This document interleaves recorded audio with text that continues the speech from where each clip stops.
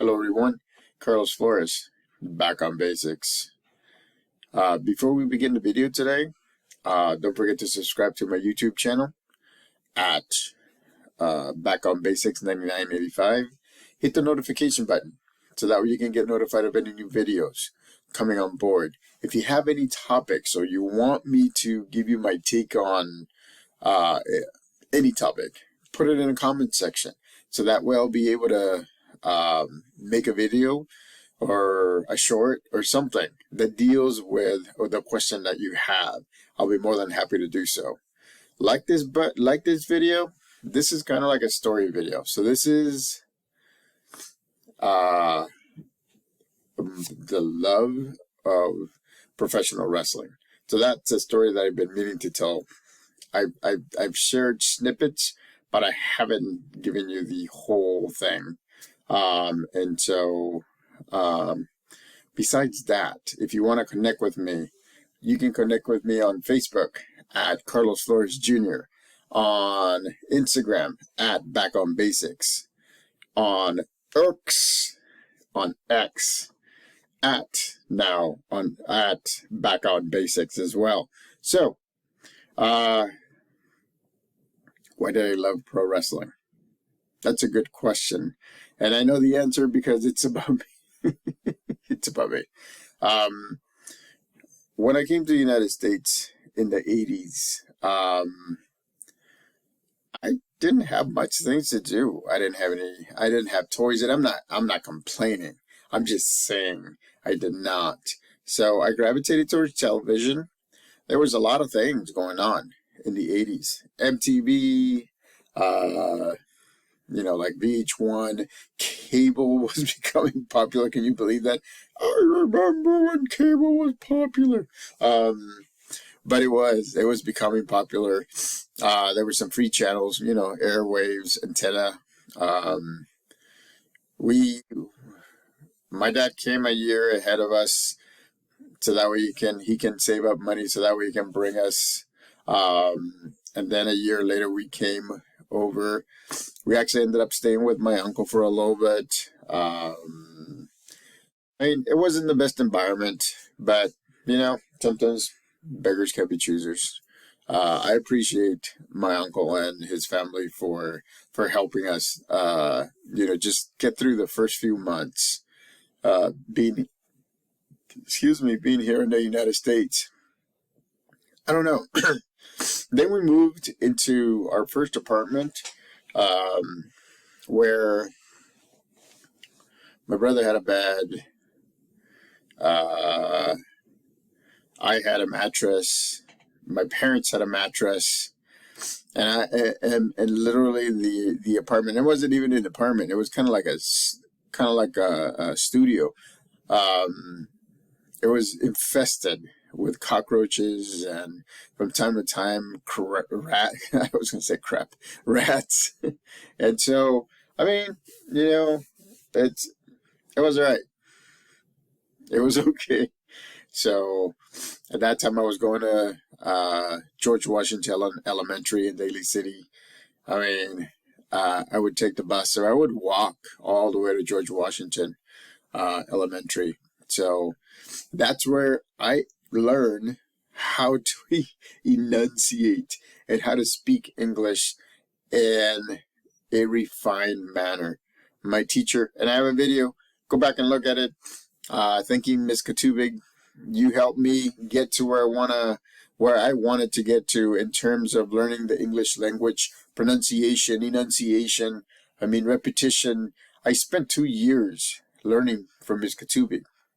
Two fifth grades. My parents actually decided to hold me back in the 5th grade. And so I did 2 years, 2 tours of the 5th grade. But you know what? Those were the best years. And I learned so much in a smaller classroom, right? There was about 6 or 8 of us in Miss Katubig, and she went over enunciation, pronunciation, diphthongs, digraphs, sight words. She went over everything. It is what people are charging millions of dollars today that they call that it's like evidence based, evidence based, and I believe me, I believe in evidence based. But what I went through was a very regimental uh, daily schedule of all that about the English language. There wasn't any tracking, there wasn't any stats, there wasn't anything saying, oh, this is better than this. It all worked. Believe me, there are some things that is not part of the current systems that are out there for sale. And believe me, it worked. Repetition works. I mean, it's one of those things. So anyways, I learned how to speak English. I went into middle school. And then in middle school, we actually moved into San Francisco. And that's where my love for wrestling started. One time, my brother and I were home. I think it was on a Saturday. Of course, Saturday, right? Saturday afternoon, Saturday night. So I kept on flipping through the channels. And this is not flipping through the channels. I went like this with a knob. And so I found something. And it was a square circle. People were throwing each other around, and they were at that time I didn't know it was body slamming. They were doing a lot of different stuff, and I'm like, this is interesting. Let me sit down and watch. Well, that was my first wrestling match. I think, if I'm not mistaken, it was the NWA, the National Wrestling Alliance, NWA, from Georgia. And so it was Magnum TA versus Tully Blanchard, and they were fighting over a belt. And I'm like, they're fighting over a belt. What kind of belt is this? I mean, at the time, it didn't resonate with me, but that would be one of my favorite belts. It is the World Television Championship. I mean, I think the new NWA, the remake of the NWA, has the World Television Championship, but the belt was awesome. I'm like, really? That's awesome. I wish I had one. But then the segment after that, where the American Dream, Dusty Rhodes, American Dream, Dusty Rhodes, he actually was walking into the arena, and all of a sudden these four guys just jumped him. I mean, then later on I came to find out it was the Four Horsemen. So that happened, and then later on in the wrestling show, the Four Horsemen were actually attacking. I think they were attacking Magnum TA or somebody, right? So Dusty came in, and Dusty hit the bionic elbows all around, and he did his little flip, and he grabbed his thing, and then I mean, I was like, oh, what is this going on here? And so, but then the Four Horsemen started beating up Dusty Rhodes. And for the first time on TV, I saw blood. It was fake blood, right? Well, it wasn't fake blood, right? Razor. And so he was bleeding. They were stomping on him, and here comes the good guys, and they let him out. And then all of a sudden, I'm like, I gotta watch this next week to see what happens. Ever since that Saturday, I love professional wrestling. I mean, to the point that I started watching not only NWA, but at that time it was WWF, which turned into WWE, and so it was an awesome experience. That's one of the things that I don't regret spending time watching. I mean, it was awesome. The storylines are so. I mean, nowadays they're a little watered down, but the storylines before, it's like, it's, oh man, you think it was real, and then the interviews were great. One of my all-time favorites, the Nature Boy, Ric Flair, Tully Blanchard. He was great on the mic. Let's see, Paul E. Dangerously. Now the wise man. Well, kind of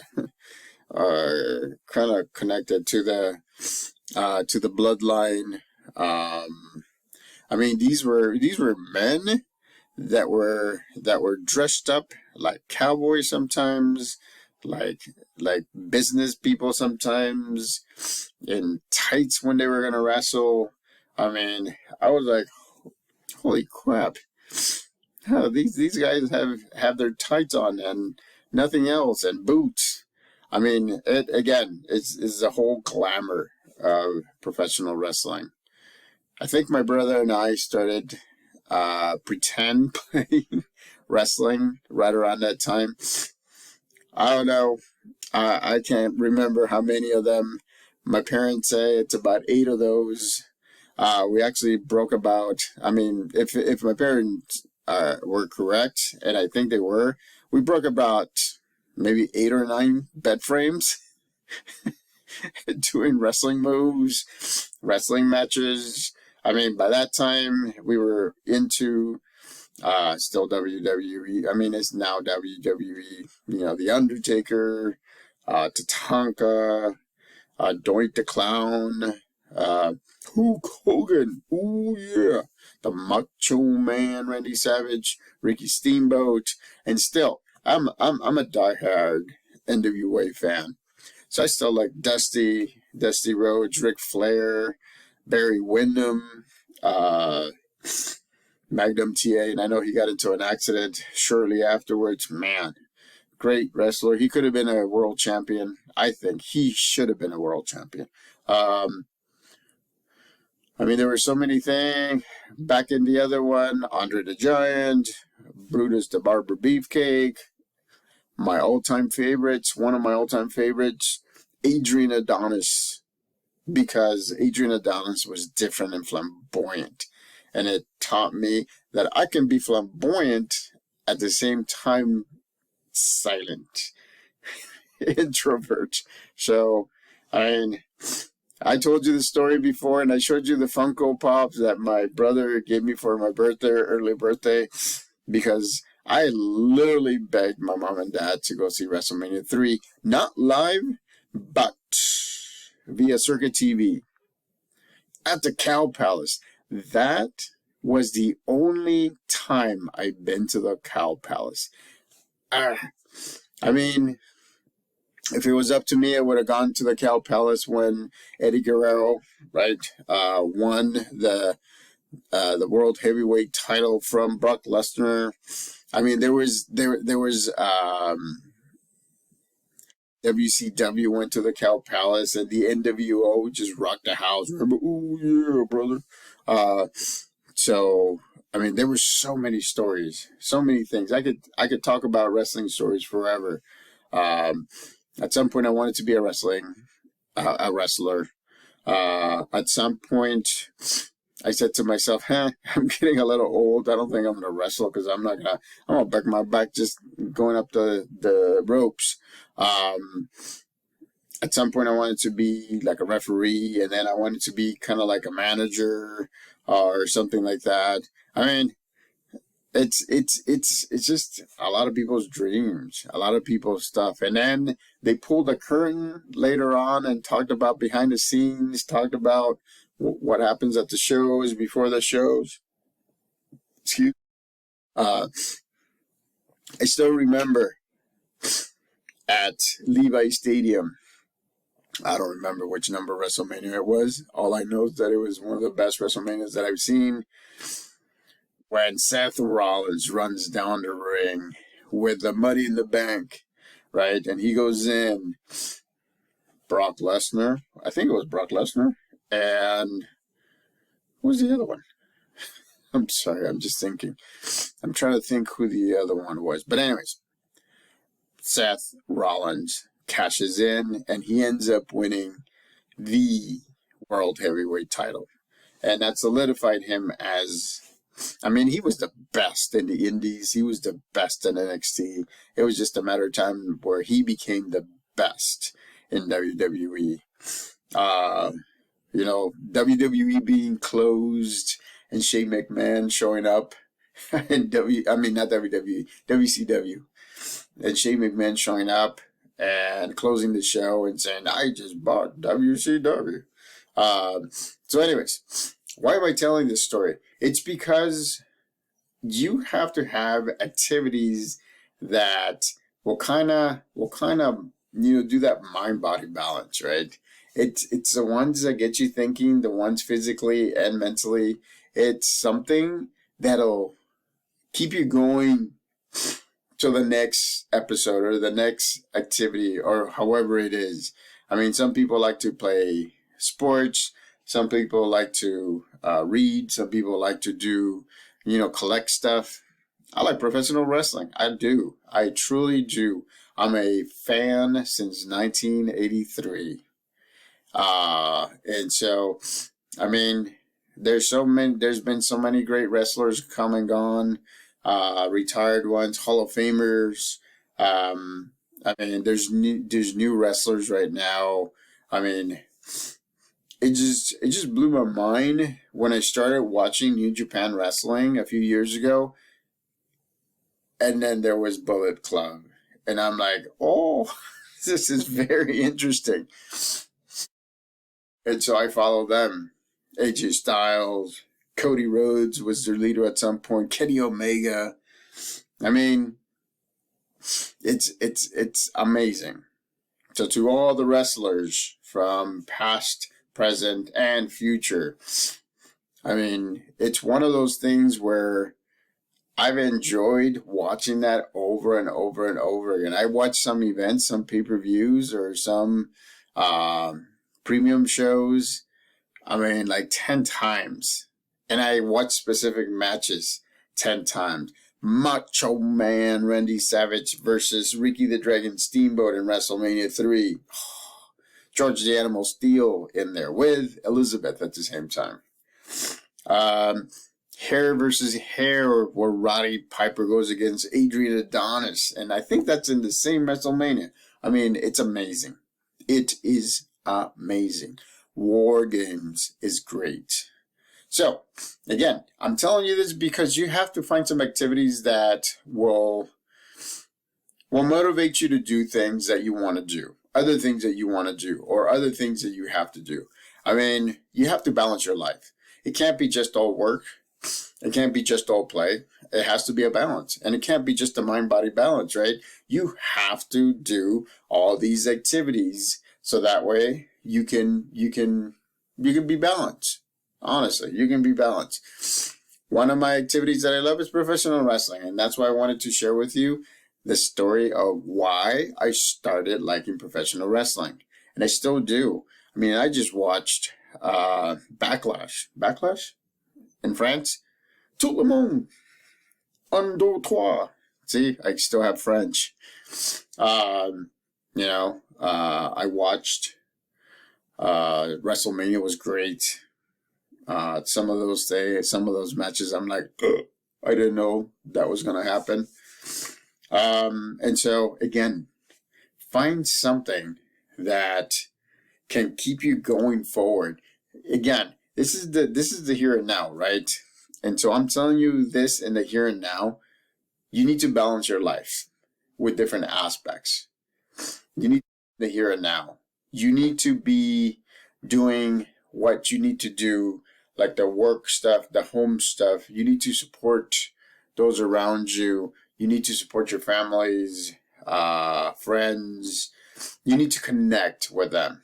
I'm trying to be better at that. You need to connect with your friends.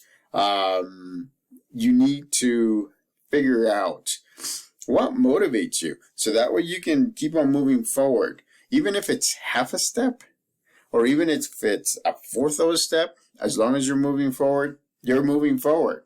Again, you're getting that momentum so that way you become unstoppable. So, I hope you liked this story, my professional wrestling story. I know some of you are going to say, well, professional wrestling. But believe me, I like it because of the psychology. I like it because of the storylines. I like it because of the writers. I mean, it's like watching, it's like reading a book, but in 3D. You're in it. So, yep, I like professional wrestling. Subscribe to my YouTube channel, Back on Basics 9985. Hit the notification button so that you can get notified of any new videos. Put your questions or your topics in the comment section. I'll be more than happy to give you my take on them. Like this video, why I love professional wrestling. Connect with me on Facebook at Carlos Flores Jr. Connect with me on Instagram at Back on Basics. Connect with me on X at Back on Basics as well. So till next time. Oh yeah, dig it. Back on Basics.